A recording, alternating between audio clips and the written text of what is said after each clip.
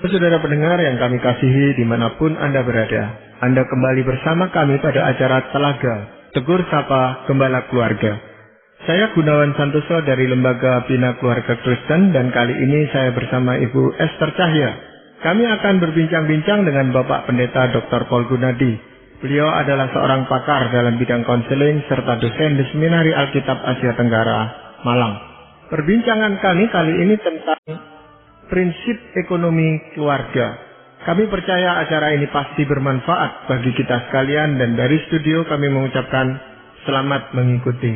Pak Paul, apa betul itu Pak Paul? Kalau masalah-masalah yang menyangkut keuangan, masalah finansial itu bisa mempengaruhi keutuhan suatu keluarga?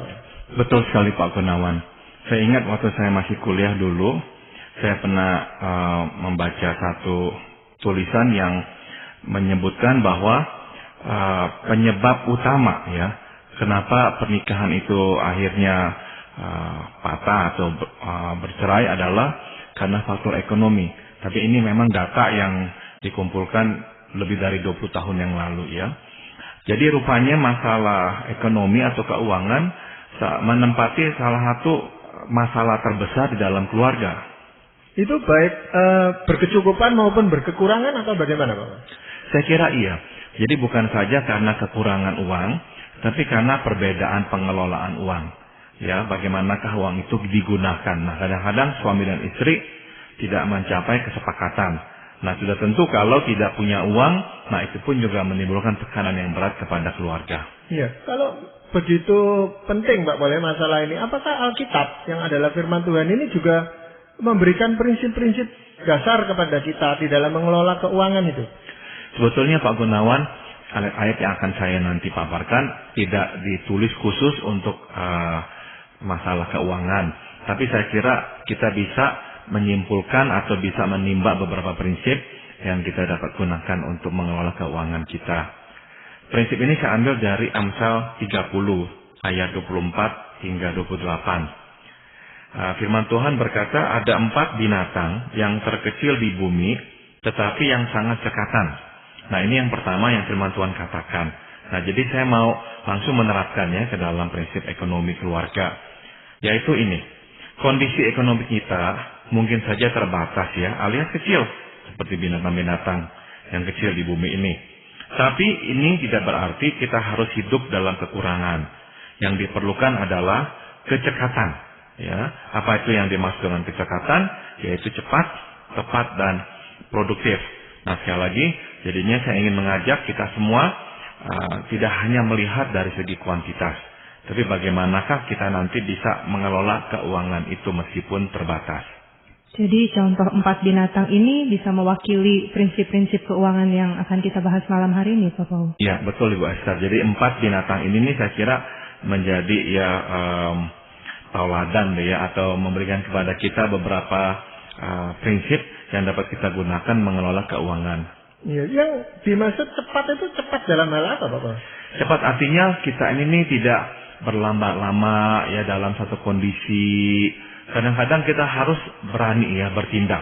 Kita harus berani mengambil keputusan. Nah, kadang-kadang ada orang yang terlalu cepat, tapi akhirnya gegabah, tidak tepat. Maka ya cepat harus diikuti juga dengan tepat. Artinya sasarannya jelas ya, jangan sampai kita ngawur. Namun tidak cukup hanya sampai pada tepat ya. Harus juga pada akhirnya produktif, yaitu menghasilkan sesuatu ya. Jangan sampai kita akhirnya berkubang pada suatu kondisi di mana kita tahu ini tidak menghasilkan apa-apa, tapi terus di sana. Misalkan ada orang yang mempertahankan statusnya, reputasinya, egonya, dan karena ingin mempertahankan semua itu tidak sungkan-sungkan merugikan orang lain, ya, malahan menjadi benalu bagi orang lain. Nah, tidak. Prinsipnya adalah pada akhirnya apakah produktif? Ya, kita boleh cepat, tapi tetap ujian terakhirnya adalah produktivitas. Nah, ini yang penting juga buat prinsip keuangan dalam keluarga kita. Iya, dari 4 binatang yang tadi mau dipakai sebagai contoh gitu ya, kita teladani sesuatu yang baik di dalam diri atau sikap binatang, itu apa itu Pak? Yang pertama adalah semut. Firman Tuhan berkata, semut bangsa yang tidak kuat, tetapi menyediakan makanannya di musim panas. Nah, artinya ini Pak Gunawan. Saya pikir keluarga mesti menyimpan uang. Kita belajar dari semut ya, yang menyediakan makanannya bahkan di musim panas. Sekecil apapun kita perlu menabung. Ada dua alasan ya mengapa kok kita perlu menabung. Yang pertama adalah ini. Kadang-kadang kita harus menghadapi kebutuhan tak terduga. Nah, kebutuhan tak terduga sudah tentu tidak diduga. Kita harus mengeluarkan uang. Nah, uang tabungan itulah yang dapat kita gunakan. Nah, alasan kedua kenapa kita juga perlu menabung adalah, saya kira menabung melatih kita berdisiplin diri. Orang yang tidak menabung, meskipun uangnya memang berkecukupan, tapi dia tidak pernah menabung, saya duga dia akhirnya nggak bisa berdisiplin diri ya. Dia tidak bisa menahan hasratnya. Dia tidak bisa berkata tidak kepada dirinya. Apa yang dikehendakinya akan harus dia dapati. Nah, jadi menabung juga mempunyai manfaat ya, yaitu melatih kita berdisiplin diri. Nah, jadi kesimpulannya adalah keluarga yang menabung adalah keluarga yang memikirkan dan mempersiapkan hari depan. Jadi ini keluarga tidak hanya hidup di masa sekarang atau hari ini. Besok ya nanti lihat lagi bagaimana, tidak mau memikirkannya. Oh tidak, belajarlah dari semut yang menyediakan makanannya di musim panas. Berkaitan dengan menabung ini kan kadang-kadang bisa ada seperti dua ekstrim begitu Pak Paul ya. Yang satunya yang memang selalu merasa nggak pernah cukup, nggak ada yang untuk ditabung. Tadi kan Pak Paul katakan padahal seberapapun kecilnya perlu ditabung. Tapi kadang-kadang ada yang merasa selalu habis untuk keperluan pokok begitu. Sementara yang sisi satunya lagi yang justru menabungnya sangat kuat sampai mungkin bisa dikatakan tidak bisa menikmati apa yang dimiliki karena semuanya selalu diorientasikan kepada masa depan begitu Pak Paul. Nah memang ini perlu keseimbangannya Ibu Esther ya. Jadi ada orang yang memang sama sekali tidak bisa menabung. Sebab merasanya tuh ya buat apa menabung, tidak ada artinya. Nah ini nih saya ingin tekankan begini Bu Esther. Bahkan kalau kita hanya menabungnya, 100 rupiah per hari pun tidak apa-apa. Sekecil itu yang saya maksud. Jadi biasakan untuk misalkan menyisihkan, misalkan 100 rupiah, ya tidak apa-apa. Misalkan bisa menyisihkan 1.000 rupiah, ya tidak apa-apa. Bisa menyisihkan 5.000 rupiah, ya tidak apa-apa. Jadi ada uang yang kita simpan. Nah ada orang yang memang tidak menabung per hari, ada yang menabung per bulan. Itu pun juga baik, tidak apa-apa. Ya. Nah tapi sebaliknya jangan sampai kita menjadi orang yang kikir ya. Ada orang yang sama sekali itu tidak rela menikmati hidup, tidak membolehkan dirinya itu tuh senang sedikit, tidak membolehkan keluarganya sedikit menikmati hidup ini. Semua harus irit, benar-benar hidup itu tuh seminimal mungkin. Nah saya kira kasihan ya dengan dirinya sendiri. Buat apa? Ya dia kumpulkan uang begitu banyak, tapi selama hidup berpuluhan tahun dia sengsara dan akhirnya meninggal dunia, tidak bisa mencicipinya sama sekali. Nah jadi ya perlu ya untuk adanya keseimbangan. Yang mempunyai kebiasaan menabung terlalu giat, ya coba dikurangi sehingga bisa menikmati hidup ini. Ya memang biasanya harus ada sesuatu yang memotivasi kita untuk menabung, Bapak. Misalnya mau beli apa atau mau yang tadi Pak Paul katakan cadangkan untuk kalau sakit gitu. Jadi itu memotivasi kita. Ya kadang-kadang memang ada target tertentu ya. Kita mau membeli sesuatu maka kita harus menabung. Tapi kadang-kadang memang tidak ada target tertentu, tapi hanyalah berjaga-jaga. Nah ini memang prinsip hidup yang baik ya. Dan inilah yang firman Tuhan katakan tentang semut ya. Belajarlah dari semut yang bisa menabung, menyediakan makanannya di musim panas. Ya mungkin kita bisa juga belajar ketekunan dan kerajinan dari semut itu gitu loh Pak Bos. Betul sekali Pak Gunawan. Semut itu memang tidak pernah ongkang-ongkang kaki, ngipas-ngipas badannya. Kita selalu melihat semut itu berjalan ya. Dan mencari makanan. Iya, selain semut mungkin ada yang lain, Pak. Alkitab kemudian melanjutkan, pelanduk bangsa yang lemah, tapi membuat rumahnya di bukit batu. Nah, artinya apa ya? Begini, keluarga mesti mengutamakan faktor keamanan di atas faktor risiko. Ya, saya mengerti dalam berusaha ya membuka usaha dagang misalkan atau bisnis akan selalu ada unsur ya risikonya. Namun kalau kita sudah berkeluarga, jangan mengambil risiko yang besar. Sehingga nanti misalkan benar-benar risikonya terjadi, yang buruk itu menimpa kita, habis satu keluarga. Sampai rumah disita dan sebagainya. Jangan. Nah ada orang gelap mata. Pokoknya, wah ini akan menghasilkan untung besar. Langsung ya mengambil risiko yang sebesar itu. Akhirnya gagal. Apa dampaknya? Keluarga mesti pindah, tidak ada rumah, mesti nyewa dan sebagainya. Nah jangan mengambil risiko yang sebesar itu. Ingat, yang kita harus utamakan adalah keamanan. Ya, pelanduk itu menjauh dari bahaya dengan membuat rumahnya di atas bukit batu. Ya, dia tahu dia binatang yang lemah, dia bisa langsung diterjang oleh binatang yang lebih besar. Nah, makanya dia pintar. Dia naik ke atas bukit batu, dia membuat rumahnya di sana. Nah, itu kan aman. Nah, jadi kita harus belajar seperti dia juga. Kita pun harus menjauh dari bahaya kebangkrutan dengan cara bersikap hati-hati dan tidak gegabah dalam pengeluaran uang. Ya, di tengah kesulitan ekonomi ini biasanya orang mudah tergiur dengan iming-iming bunga yang tinggi dan sebagainya yang suatu saat bisa menghabiskan harta bendanya, Pak. Iya, dan kadang-kadang memang saya juga heran orang kok bisa begitu tergiur ya oleh hal-hal yang bagi saya sangat tidak masuk akal. Misalkan di SMS ya, di handphone kita kan sering mendengar kabar, ada ini loh, engkau dapat hadiah, tinggal ambil apa-apa. Saya pikir ini kan jelas-jelas penipuan ya. Masa ada orang nggak ada kerjaan mau memberikan kita uang dengan begitu saja. Tapi ada aja orang yang tertipu karena akhirnya terlalu tergiur ya oleh keuntungan yang dianggapnya besar itu.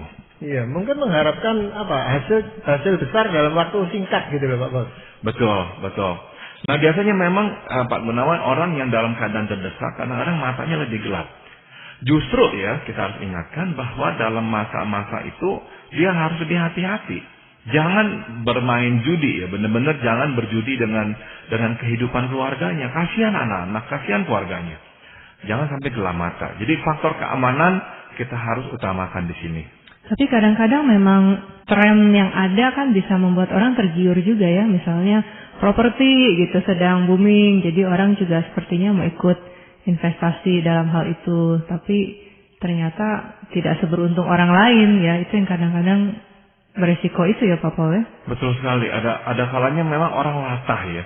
Dan seringkali bukankah kita lihat ini Mbak Esther, kebanyakan yang berhasil menghasilkan keuntungan adalah yang pertama-tama. Iya. Yang ikut-ikutan kebanyakan nggak berhasil. Jadi kadang-kadang orang terlalu mudah latah. Dia berhasil pasti kita berhasil. Pokoknya ikuti saja dah, pasti bisa. Ya tidak ya. Jadi akhirnya meresikokan segalanya, hampir habis-habisan. Dan kadang-kadang orang begini, sudah tahu ini bakal habis-habisan, tidak mau nyerah. Karena tanggung, udah keluarkan uang begitu banyak. Pokoknya mesti sampai habis dah, baru berhenti. Tapi masalahnya faktor keamanan ya akhirnya dikorbankan. Anak istri harus menderita. Memang ada orang yang berprinsip bahwa keuntungan yang besar itu harus risikonya besar gitu. Kalau risiko kecil ya keuntungan kecil. Tapi mungkin lebih baik yang keuntungan kecil tapi aman gitu Pak Bos. Betul sekali. Kecuali kita hidup sendiri. Kalau kita hidup sendiri tidak ada tanggungan, silakan. Kalau misalkan kita habis semuanya ya kita palingan ya pindah, harus nyewa rumah atau harus kontrak atau harus kos, tidak apa-apa. Tapi kalau kita punya keluarga, kita harus pikirkan faktor keamanan keluarga kita. Saya sudah mendengar kasus-kasus seperti ini Pak Gunawan. Kasus di mana anak istri harus menderita. Dipindah-pindahkan dari tempat ke tempat yang lain gara-gara apa? Habis. Karena memang terlalu berani berspekulasi, akhirnya benar-benar habis. Nah ini kan nantinya nih menimbulkan masalah dalam keluarga. Pasangannya atau anak-anaknya kehilangan respek pada kita. Mereka akan berkata, Papa selalu memikirkan diri sendiri. Papa tidak pernah memikirkan kami sampai harus menderita seperti ini. Misalkan pindah sekolah, anak-anak kan juga harus menderita. Belum lagi malunya. Tadinya punya mobil, sekarang tidak punya mobil dan sebagainya. Nah, seringkali itu gara-gara orang tua gegabah. Jadi, kalau kita sudah berkeluarga, kita harus utamakan faktor keamanan ini. Ya, binatang yang lain apa? Yang lain adalah belalang. Firman Tuhan berkata, belalang yang tidak mempunyai raja, namun semuanya berbaris dengan teratur. Nah, apa prinsip yang bisa kita petik di sini? Kebanyakan masalah keuangan bersumber dari gaya hidup yang tidak teratur dan tidak berdisiplin, bukan karena kekurangan penghasilan. Nah, ini menarik Pak Gunawan ya. Saya perhatikan ada orang memang yang benar-benar susah ya, kekurangan sekali itu juga ada, saya tahu itu. Dan memang kita harus sensitif dengan mereka. Namun saya juga ingin mengangkat satu pengamatan yang lain, yaitu cukup banyak orang yang akhirnya itu mengalami masalah keuangan bukan karena gajinya tidak cukup. Banyak orang-orang yang gajinya di bawah dia, tapi hidup cukup. Kenapa dia sama tidak cukup? Nah ini dia. Karena tidak mempunyai gaya hidup yang teratur. Gaya hidupnya sangat tidak berdisiplin. Nah belajarlah dari belalang. Belalang tidak mempunyai raja, artinya tidak harus diatur-atur. Namun bisa berbaris dengan teratur. Ya ada disiplin dirinya belalang. Nah kalau belalang saja punya disiplin diri, apalagi kita sebagai manusia. Jadi hiduplah dengan pengendalian diri, jangan turuti semua keinginan hati. Betapa sering kita melihat masalah seperti ini. Tetangga beli sesuatu, sofa yang baru, kita kepengen beli sofa yang baru. Tetangga beli mesin untuk bisa olahraga di rumah, ya treadmill atau apa. Wah kita ikut-ikutan mau beli juga. Tidak punya uang, akhirnya utang, pakai kredit dan sebagainya. Akhirnya nggak bisa bayar, berantakan. Jadi nggak punya disiplin ya. Nah itu tuh salah satu sumber penyebab mengapa orang akhirnya mengalami masalah keuangan. Tapi memang justru gaya hidup ini sekarang seringkali ditekankan dalam iklan gitu Pak Paul ya, untuk seolah-olah menaikkan status, untuk punya gaya hidup yang lebih berkelas begitu, yang memang yang ditawarkan kan, tapi dengan kredit misalnya, dengan bunga yang serendah-rendahnya. Itu yang justru menjadi godaan yang terbesar ya. Betul sekali Bu Esther. Jadi akhirnya memang orang berlomba-lomba untuk masuk ke dalam kategori ya berkelas ya. Makanya membeli baju yang berkelas, membeli sepatu yang berkelas, membeli tas yang berkelas, semuanya ada kelasnya. Dan dari merek-merek itu tuh kita tahu bahwa ini adalah orang-orang berkelas. Ada sedikit cerita lucu Bu Esther dan Pak Gunawan. Ada seorang teman saya yang memang sangat mapan secara finansial. Nah dia kalau beli baju atau apa, dia bilang saya beli yang memang jelas-jelas bukannya asli, ditempelkan saja labelnya. Tapi dia bilang bahannya masih bagus, seperti asli, saya beli aja, harganya jauh lebih murah. Nah dia bilang gara-gara mereka tahu saya siapa, tidak ada yang pernah bertanya ini palsu. karena dia memang orang berada, jadi dia selalu memakai baju yang dianggapnya asli, padahalnya enggak. Dia bilang saya beli yang merek buatan aja, dia bilang. Nah ya itulah salah satu ironi kehidupan ya dewasa ini. Orang-orang saking tergiur dan mau berlomba-lomba yang masuk ke dalam kelas tertentu, sehingga ya akhirnya kadang-kadang nggak lagi mempedulikan kondisi real ya. Siapa punya ini, saya juga harus punya. Ya, saya kepengen ini, saya juga harus bisa dong. Mereka berlibur ke Bali, kenapa kita tidak bisa berlibur ke Bali? Juga hayo harus ke Bali dan sebagainya. Tidak melihat kondisi keuangan sendiri. Jadi perlu sekali kita hidup berdisiplin. Ya, itu seringkali juga dilupakan bahwa kadang-kadang kita membeli sesuatu itu sampingannya banyak gitu Pak Paul. Misalnya kita beli TV, mesti menyediakan meja, mesti menyediakan biaya untuk listrik yang lebih mahal dan sebagainya. Itu tidak terhitung sebenarnya. Ini poin yang bagus sekali Pak Gunawan. Seringkali kalau beli satu barang mesti beli 5-6 barang yang lain. Iya. Betul. Betul. Jadi sangat dianjurkan sebenarnya itu kita membuat anggaran gitu Pak Paul. Iya. Betul sekali Pak Gunawan. Melatih kita berdisiplin. Jadi ada yang mendisiplin kita ya anggaran itu tadi. Betul sekali. Memang ada dua cara ya membuat anggaran Pak Gunawan. Ada orang yang memang menuliskan pengeluarannya berapa dan pokoknya semua uang yang keluar ditulis sehingga bisa terkontrol. Ada yang seperti itu. Ada juga yang lain yaitu misalkan pokoknya untuk 1 bulan ini nih biaya hidup kita ya. Sisanya sudah dipisahkan untuk persembahan dan sebagian lagi untuk tabungan. Nah, yang kita pakai hanya segini. Pokoknya ya dicukup-cukupi 1 bulan ini harus habis segini. Nah, 2 cara itu boleh, yang mana saja. Mencatat dengan detail atau pokoknya 1 bulan cukupi segini. Pokoknya yang penting memang harus ada disiplin diri. Ya, belajarlah dari belalang yang bisa hidup dengan teratur. Iya. Binatang yang keempat apa Pak Paul? Nah, ini yang terakhir Pak Gunawan. Cicak yang dapat kau tangkap, kata firman Tuhan. Kau tangkap dengan tangan. Tapi yang juga ada di istana-istana raja. Ini Raja Salomo memang seorang yang berhikmat, pengamatannya luar biasa tajam ya. Betul sekali. Cicak yang dapat kau tangkap dengan tangan, artinya cicak itu kan lemah, ya, tidak mempunyai kekuatan. Tapi juga ada di istana-istana raja. Nah, apa tuh pelajaran yang bisa kita timba?